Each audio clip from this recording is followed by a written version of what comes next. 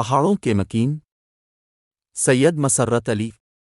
یہ جو پہاڑوں پر لوگ رہتے ہیں یہ عین فطرت سے ہم آہنگ زندگی گزارتے ہیں، جس وجہ سے ان کی ذہنی و جسمانی قوت شہری زندگی گزارنے والوں سے کہیں زیادہ ہوتی۔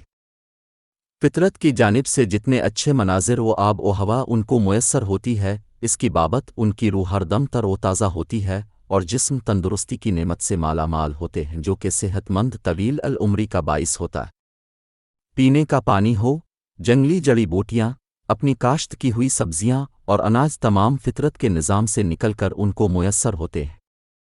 پھل ہوں یا شہد کی مکھیوں کا تیار کردہ شہد، کسی شے کے اول تا آخر پروسیس میں کسی قسم کا کوئی کیمیکل یا کوئی بھی مصنوعی چیز استعمال نہیں ہوتی۔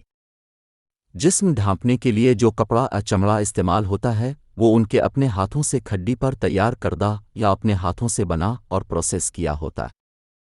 جو کہ درختوں سے کپاس، چھال اور پتوں سے حاصل شدہ ہوتا ہے۔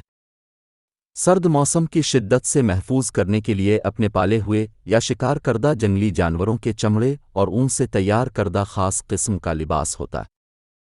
پالتو جانوروں اور پرندوں کے انڈے اور گوشت سے تیار کردہ غذائیں فرحت بخش اور بیماریوں سے پاک ہونے کے باعث کسی قسم کی کوئی بیماری پھیلنے کا خدشہ دور دور تک محسوس نہیں ہوتا۔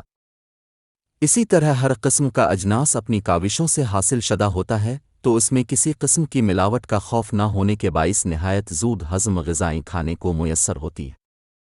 ذرائع آمد اور رفت کے لیے پیدل چلنے کو ترجیح دی جاتی ہے، جبکہ دور دراز سفر کے لیے اپنی بیل گاڑی، گدھے، خچر اور گھوڑے استعمال میں لائے جاتے ہیں، جن کی پرورش اور علاج معالجہ اپنے طور پر ہی کیا جاتا ہے، جس کا باحیثیت اور بوقت ضرورت استعمال میں لانا ایک روایت بن چکی ہے۔ گویا الف سے لے کر یہ تک یعنی پیدائش سے موت تک تمام کی تمام زندگی فطرت سے اس قدر ہم آہنگ ہوتی ہے کہ زندگی کے ہر لمحے آسانی، صحت اور تندرستی اور خوشیاں ہی خوشیاں ہوتی ہیں۔ لیکن اس کا یہ مطلب ہرگز نہیں کہ ان کی زندگی میں دکھ، بیماری اور پریشانی ہوتی نہیں، ایسا نہیں ہے۔